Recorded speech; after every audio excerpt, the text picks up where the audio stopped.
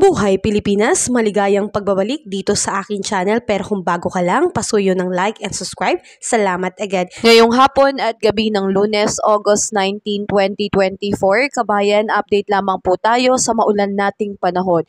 Ngayon po patuloy po tayo makakaranas, lalo na po sa mga affected area, ng pagkakaroon po ng maulang panahon dahil po sa epekto po, bukod po ng southwest monsoon ay ito pong binabantayan natin na tropical cyclone na nasa labas na po ng Philippine Area of Responsibility, pero kamakailan lamang ito po ay nadeklara bilang bagyong Dindo. Sa ngayon ito po ay nasa layong 765 km northeast of Itbayan, Batanes. So ito po ay may lakas na hangin na abot po ng 70 km per hour at meron po bugso na abot po ng 90 km per hour. Kaya asahan po natin na ngayong hapon at gabi, malaking bahagi po ng ating bansa siyang makakaranas po ng maulang panahon na meron pong malalakas na bugso ng hangin. Yan po ay epekto nitong bagyong Dindo. So mga kababayan, asahan po natin dahil din po sa epekto ng southwest monsoon, ngayong hapon po dito sa may Batanes at Babuyan Island, makakaranas po ng maulap na kalangitan na may kalat-kalat na pag-ulan, kulog at kidlat dahil po sa epekto ng southwest monsoon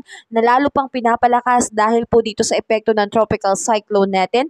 At asahan din po natin posibleng pagkakaroon po ng mga biglaang pagbaha and landslide lalo na po sa mga prone areas. At asahan po natin na ngayong hapon at gabi, lalo na po dito sa Metro Manila na nararamdaman po natin ang bugso ng hangin at malakas na pag-ulan dulot po nitong bagyo at southwest monsoon, and the rest of our country po ay makakaranas po ng partly cloudy to cloudy skies with isolated rain shower and thunderstorm. Yan po ay epekto naman ng lumalakas din po na localized thunderstorm. So ingat po tayo dahil nariyan po ang posibilidad ng pagkakaroon po ng flash flood and landslide po. So mga kababayan, patuloy ko po kayong i-update sa magiging lagay o takbo nitong tropical cyclone na ngayon ay meron pong international name na Jongdari. Pero ito po ay formerly na may pangalang Bagyong Dindo po ang local name nito. So kung ito po ay papasok mga kababayan, tayo po ay maghanda na po dahil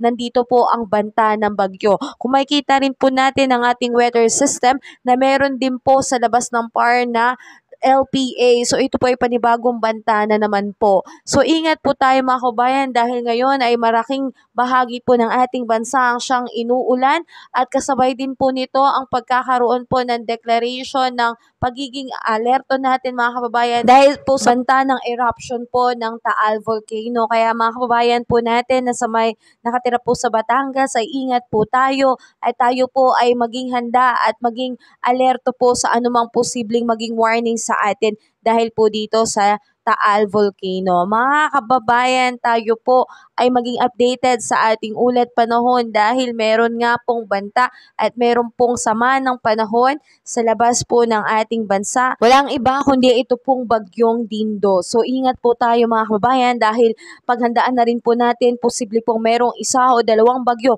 na papasok pa sa ating bansa. Yan po ay tala nitong pag-asa. So have a safe day po mga kabayan, ingat at lagi tayong maging alerto, dala ng payong at kapote dahil maulan po sa malaking bahagi ng ating bansa. Kabayan, kung nakatulong sa iyo ang video na to, huwag mo namang kalimutang mag-like and subscribe at pasuyo na rin po, pahit na rin po ng notification bell para updated ka sa mga susunod ko pang weather update. Muli, maraming salamat, ingat, God bless po kabayan.